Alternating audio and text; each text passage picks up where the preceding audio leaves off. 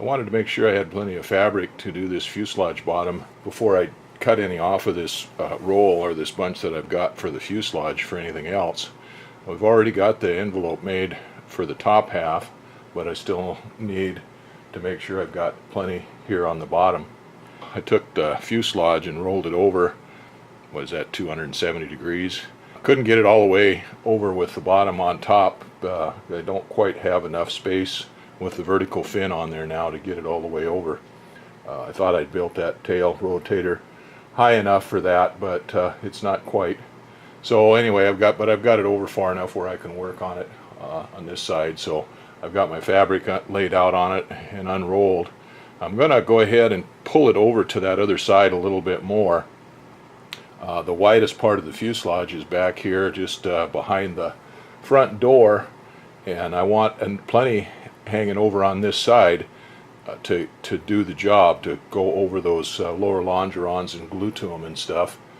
But I don't want to waste any more than I have to, so I'm going to pull that up so that I have 3 or 4 inches on this side at the widest point, and then I'll measure that to the center, and then I can measure the other end from the edge to the center and pull that over too, and that way I know I've got plenty back there for the belly. And I've actually got it forward past where it goes. I've got it to that forward piper channel there where the boot cowl attaches to, and it actually goes back about 6 inches or 8 inches behind that, where that other piper channel goes across there. So that'll be plenty up here on the front. So I'll go ahead and drape that over there. This fabric feels a lot different than that stuff that I was just working with too. It feels a lot softer. That'll do it. That's 26 inches from the center line to the outside edge on this side, on this lower section here, which would be the left side of the fuselage. That gives me plenty of room on this front, actually more than enough. This is all I need right there to get in there underneath that. This is the widest spot right here where this rear landing gear attachment is. And so that'll give me plenty to work with up front. And I've got it laid out in the back and folded over. I could actually go ahead and cut it off the back there, roll it out a little bit more and cut it off, and I'd have plenty there. So that's good to know. I'll make sure I've got enough.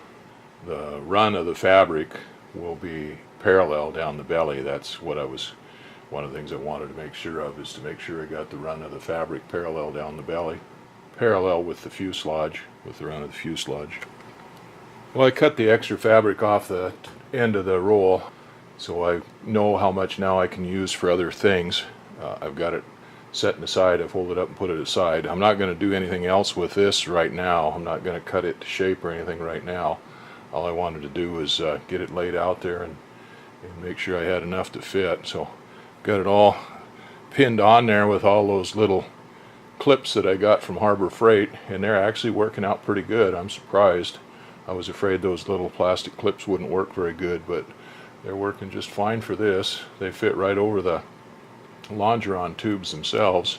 The small ones, they have some bigger clips in there too. I measured up about hand width, about 4-5 inches up from the lower longerons on both sides of that belly, and I cut that fabric off so it was kind of rough shaped. It's still got plenty of extra fabric on there to be cut off. I'm not going to glue all of that in there for sure, but anyway, I got rid of all of the excess on both sides and got that shaped up, and then I rolled the fuselage back up right so it doesn't take up quite so much room. Pushed it over out of the way. I'll probably roll it back up and take that fabric off there and roll it up and put it away so it doesn't get dirty.